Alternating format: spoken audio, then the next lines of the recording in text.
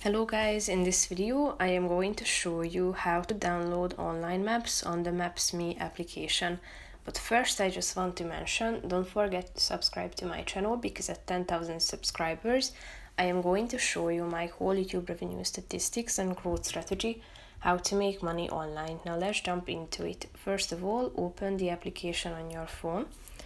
After that you should click on the More button down below in the right side corner of the screen.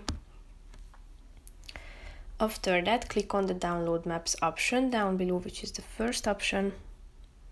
And here you can find the search bar at the top of the screen. So you should type in the name of the city or country that you are looking for. All you have to do is clicking on this download button on the right side of the screen. After that, click on the Download Map button.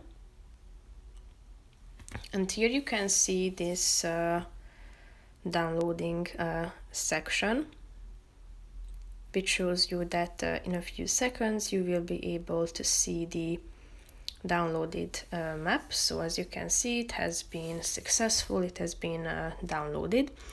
If you would like to see it, all you have to do is clicking on this More button on the right side of the screen marked with 3 dots and click on the Show on the Map button, and here you will be able to see your downloaded map that you will be able to access offline as well.